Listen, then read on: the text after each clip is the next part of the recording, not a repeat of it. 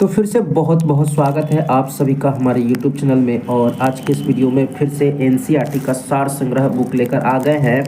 और इसी बुक में से आपका इंडियन पॉलिटी, भारतीय राज्य व्यवस्था के जितने भी चैप्टर हैं, है ना, एकदम चैप्टर वाइज डिस्कशन करते हुए हम लोग आगे बढ़ रहे हैं। और अब तक 3 चैप्टर का डिस्कशन जो है इंडियन पॉलिटी के अंतर्गत करवा चुके हैं, जिसमें आपका बहुत ही सपोर्ट मिला।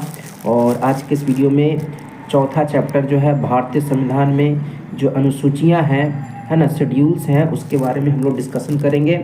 और सभी तरह के प्रतियोगी परीक्षाओं के लिए तो इंडियन पॉलिटी बहुत ही इंपॉर्टेंट है ही, खासकर बिहार दरोगा के लिए आपको बता दें 11 से, है ना, 12 क्वेश्चन जो है प्री और मेंस दोनों में पूछा जाता है। तो आपको क्विक रिवीजन करना है तो एनसीईआरटी का सार संग्रह बुक एकदम बेस्ट बुक है ना, एकदम पूरा आपको रिवीजन करवा देगा।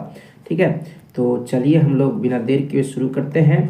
और आप लोग चैनल को सब्सक्राइब करके सपोर्ट करें, लाइक करें, है ना। तो सबसे पहला इसमें हम लोग पॉइंट देखते हैं जो क्वेश्चन के रूप में है। ठीक है, भारत के मूल संविधान में कुल कितनी अनुसूचियां थीं? तो भारत के मूल संविधान में कुल 8 अनुसूचियां थीं और अभी वर्तमान में कुल 12 अनुसूचियां हैं। फिर नेक्स्ट क्वेश्चन है, भारतीय संघ में नए राज्यों के गठन का प्रावधान किस अनुसूची में किया गया है? तो प्रथम अनुसूची में जो है ना, नए राज्यों के गठन का प्रावधान का वर्णन किया गया है। फिर आपका है, भारतीय संविधान की प्रथम अनुसूची राज्य के नाम तथा उसके राज्य क्षेत्र का विवरण प्रदान करता है। सही बात है कि भारतीय संविधान की प्रथम जो अनुसूची है उसमें राज्य के नाम तथा उसके राज्य क्षेत्र के विवरण के बारे में जानकारी मिलता है। फिर आपका है, भारतीय संविधान के 9वीं अनुसूची को किस संविधान संशोधन के माध्यम से जोड़ा गया है? तो भारतीय संविधान में 9वीं अनुसूची को जो है प्रथम संविधान संशोधन 1951 में जोड़ा गया था, जो कि राज्य भूमि सुधार अधिनियम से संबंधित था। फिर आपका है, भारत के संविधान की किस अनुसूची में विभिन्न राज्यों में अनुसूचित क्षेत्रों के प्रशासन और नियंत्रण के लिए विशेष उपबंध का वर्णन किया गया है? तो 5वीं अनुसूची में जो है विभिन्न राज्यों में अनुसूचित क्षेत्रों के प्रशासन और नियंत्रण के लिए कहा गया है। फिर आपका कुछ और महत्वपूर्ण क्वेश्चंस हैं। सरकारों द्वारा शुल्क एवं कर लगाने का अधिकार संविधान की किस अनुसूची में उल्लेखित है? तो 7वीं अनुसूची में जो है ना, 3 सूचियां हैं, है ना। सूची है संघ सूची, राज्य सूची और समवर्ती सूची, है ना, जिसमें राज्य सरकारें और केंद्र सरकारों का अलग अलग अपना कर वसूलने, टैक्स लगाने का जो क्षेत्र होता है, अधिकार क्षेत्र होता है, उसके आधार पर वो क्या करती है ना, हम सभी से टैक्स लेती है विभिन्न विभिन्न रूपों में। ठीक है, तो सरकार जो है शुल्क एवं कर लगाने का अधिकार जो है 7वीं अनुसूची में इसका वर्णन किया गया। सरकार जो हम पर टैक्स लगाती है। ठीक है, अब हम लोग आगे, एक और है आपका क्वेश्चन, राज्य भूमि सुधार अधिनियम को संवैधानिक सुरक्षा प्रदान करने हेतु किस अनुसूची में से सम्मिलित किया गया था? तो राज्य भूमि सुधार अधिनियम को संवैधानिक सुरक्षा मिल सके, इसके लिए 1951 में, है ना, प्रथम संविधान संशोधन हुआ, जिसको 9वीं अनुसूची में रखा गया। फिर आपका है 10वीं अनुसूची से संबंधित बातें हैं। 10वीं अनुसूची को 52वें संविधान संशोधन अधिनियम 1985 द्वारा, है ना, संविधान में जोड़ा गया था। ये भी आपको याद रखना है कि 10वीं अनुसूची को जो है 52वें संविधान संशोधन अधिनियम 1985 में जोड़ा गया तथा 1991 संविधान संशोधन अधिनियम 2003 में इसमें संशोधन किया गया। इसे दल बदल विरोधी कानून भी कहा जाता है ना। 10वीं अनुसूची को दल बदल विरोधी कानून भी कहा जाता है ना, ये ध्यान में रखेंगे। फिर आपको बता दें, बहुत ही महत्वपूर्ण बात है, अंग्रेजी भारत में बोली जाने वाली एक प्रमुख भाषा है, परंतु इसे संविधान की 8वीं अनुसूची में, है ना, शामिल नहीं किया गया है। देखिए 8वीं अनुसूची में जो है ना, भाषाओं, भारत में जो राजभाषा है ना, उसका वर्णन किया गया है ना। राष्ट्रीय भाषा तो कोई है नहीं हमारे देश का, तो राष्ट्रभाषा जो है ना, बहुत सारी भाषाएं, 22 भाषाओं का वर्णन जो है ना 8वीं अनुसूची में किया गया है। उसमें अंग्रेजी का स्थान नहीं आता है, ये आपको ध्यान रखना है, एग्जाम में पूछा हुआ है। अब देखिए 12 अनुसूचियों के बारे में हम लोग बात करेंगे, है ना, किस अनुसूची में कौन सा विषय दिया हुआ है ना, और उसके अंतर्गत कौन कौन सा अनुच्छेद आता है, ये सभी आपको ध्यान में रखना है। ठीक है, तो बात करते हैं पहली अनुसूची। पहली अनुसूची में जो है राज्यों, संघ राज्य क्षेत्र का के नाम एवं उसकी सीमाओं का वर्णन किया गया है। ठीक है, इसमें अनुच्छेद 1 और 4 आता है। ठीक है, दूसरी अनुसूची में जितने भी बड़े बड़े पोस्ट है ना, जैसे राष्ट्रपति है ना, राज्यपाल हो गया, लोकसभा के विधानसभा के अध्यक्ष, उपाध्यक्ष, राज्य विधानमंडल, राज्य विधान परिषद, उच्च न्यायालय, सर्वोच्च न्यायालय, ये सभी जो बड़े बड़े पोस्ट है इनके वेतन, भत्ते और पेंशन का वर्णन जो है दूसरी अनुसूची में किया गया है। आपको बस इतना याद रखना है, दूसरी अनुसूची में जो है वेतन, भत्ते एवं पेंशन, जो बड़े बड़े अधिकारी हैं, बड़े बड़े जो पोस्ट हैं, जो भी हैं, है ना, उन सभी के वेतन, भत्ते एवं पेंशन का वर्णन जो है पहली अनुसूची में किया गया है ना, सॉरी दूसरी अनुसूची में किया गया है। किसमें किया गया? दूसरी अनुसूची में किया गया है। पहली अनुसूची में तो राज्यों एवं संघ राज्य क्षेत्र के नाम एवं सीमाओं का वर्णन किया गया है। दूसरी में जो है जितने भी वेतन, भत्ते, पेंशन का वर्णन किया गया है। एकदम आपका क्लियर हो जाना चाहिए। ठीक है, फिर तीसरी अनुसूची की बात करें, तीसरी अनुसूची में जितने भी बड़े बड़े अधिकारी सब है ना, या जितने बड़े बड़े सब पोस्ट सब होते हैं सरकार में, संसद में, है ना, विधानमंडल में, इन सभी में जो शपथ लेते हैं, शपथ लेने का जो प्रावधान है वो तीसरी अनुसूची में किया गया है ना। सभी के शपथ लेने का वर्णन जो है किसमें किया गया है? तीसरी अनुसूची में किया गया है।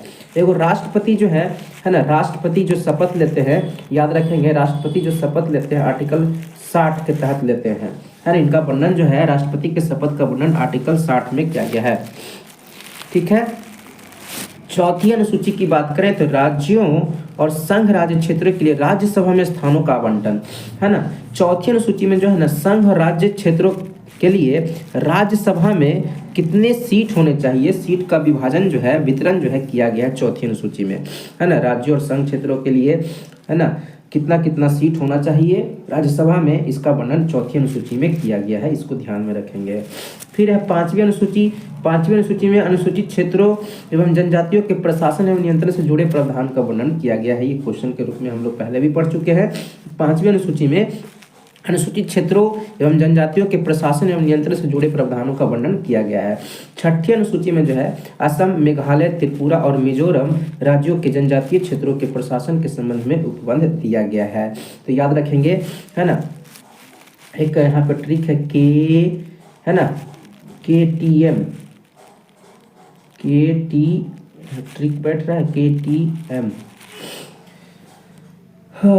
KTM नहीं, ये तो KTM ट्रिक नहीं बैठ रहा है। इसको ऐसे करते हैं, असम, मेघालय, ठीक है, त्रिपुरा, ठीक है, मिजोरम, ATM मिजोरम, ठीक है। तो ATM स्क्वायर, ये याद रखेंगे, ATM स्क्वायर याद रखेंगे ट्रिक। ठीक है, इसमें जो राज्य आ जाते हैं, इन सभी राज्यों में, है ना, का वर्णन जो है छठी अनुसूची में किया गया है। इसमें इन राज्यों के जनजातीय क्षेत्रों के प्रशासन के संबंध में उपबंध दिया गया है। तो A से याद रखेंगे असम, T से याद रखेंगे त्रिपुरा, M से याद रखेंगे मेघालय और मिजोरम। M से याद रखेंगे क्या? मेघालय और मिजोरम। M से दोनों हो जाएगा MM से मेघालय और मिजोरम, और A से हो जाएगा असम और T से हो जाएगा त्रिपुरा, है ना। ATM का स्क्वायर, M का स्क्वायर का याद रखेंगे। ये सभी राज्यों में जो है जनजातियों क्षेत्र के प्रशासन से संबंधित बातें दी गई है। सातवीं अनुसूची में आपको बताए थे कि संघ सूची, राज्य सूची और समवर्ती सूची को इसमें शामिल किया गया है। ठीक है, फिर आठवीं अनुसूची की बात करें। आठवीं अनुसूची में जो है ना, आठवीं अनुसूची में विषय क्या दिया हुआ है? तो आठवीं अनुसूची में संविधान द्वारा मान्यता प्राप्त 22 भाषाओं की, है ना, सूची दी गई है ना। संविधान द्वारा मान्यता प्राप्त 22 भाषाओं की सूची का, है ना, 22 भाषाओं का वर्णन किसमें किया गया है? तो आठवीं अनुसूची में किया गया, जिसमें इंग्लिश को शामिल नहीं किया गया है। ये याद रखना है आपको, ठीक है ना, एग्जाम में पूछता है। फिर नौवीं अनुसूची में इसमें भूमि सुधार व जमींदारी उन्मूलन से संबंधित अधिनियम, नियम, विनिमय आदि जिन्हें न्यायिक पुनरावलोकन से बचाने के लिए इसमें सम्मिलित किया गया है। यानी कि आपको सीधा से याद रखना है, नौवीं अनुसूची जो है भूमि सुधार से संबंधित है। आपको पहले भी बता चुके थे, राज्य भूमि सुधार अधिनियम जो है इसको नौवीं अनुसूची में ही, है ना, शामिल किया गया था। पहला संविधान संशोधन इसी के लिए हुआ था 1951 में। ठीक है, फिर 10वीं अनुसूची है दल बदल के आधार पर संसद और विधानसभा के सदस्यों की निर्भरता एवं संबंधित उपबंध का वर्णन किया गया है। तो दल बदल है ना, सीधा सा याद रखना है। दल बदल का वर्णन किस अनुसूची में किया गया था? 10वीं अनुसूची में किया गया है। 11वीं अनुसूची में पंचायतों की शक्ति एवं उत्तरदायित्व का निर्धारण किए गए हैं। तो पंचायत का वर्णन जो है किस अनुसूची में किया गया है? 11वीं अनुसूची में किया गया पंचायत का, सीधा सा आपको याद रखना है पंचायत का, ठीक है। और 12वीं अनुसूची में आपको याद रखना है नगर पालिका की शक्ति एवं उत्तरदायित्व का वर्णन किया गया है 12वीं अनुसूची में, ठीक है। तो 4 को जो नया जोड़ा गया, मूल रूप से 8 ही था, है ना, हमारे संविधान में 8 ही अनुसूचियां था, है ना। 4 को और बढ़ाया गया, तो 9वां जो बढ़ाया गया, है ना, 9वां जो हुआ किससे संबंधित था? तो राज्य भूमि सुधार अधिनियम से संबंधित था। 10वां दल बदल से संबंधित था। 11वां जो है पंचायत से संबंधित है। और 12वां जो है आपका नगर पालिका से संबंधित है। तो ये सारी बातें आपको याद रखना है ना, एकदम काम आएगा। नीचे बहुत ही इंपॉर्टेंट एक बात लिखा हुआ है, 8वीं अनुसूची में सिंधी भाषा 21वें संविधान संशोधन अधिनियम 1967 द्वारा जोड़ी गई थी। तो 8वीं अनुसूची में सिंधी भाषा को 21वें संविधान संशोधन अधिनियम 1967 में जोड़ा गया था, ये याद रखना है ना। एक टॉपिक ये भी आप, मतलब एक लाइन ये भी आप याद रखिए कि सिंधी भाषा को 8वीं अनुसूची में 21वें संविधान संशोधन अधिनियम 1967 में जोड़ा गया था, ठीक है। ये बहुत ही इंपॉर्टेंट है, इसको एक बार रिविजन कर लेंगे, है ना, आपको बहुत ही काम आएगा, ठीक है। मिलते हैं नेक्स्ट वीडियो में नेक्स्ट चैप्टर के साथ, तब तक के लिए आप लोग चैनल को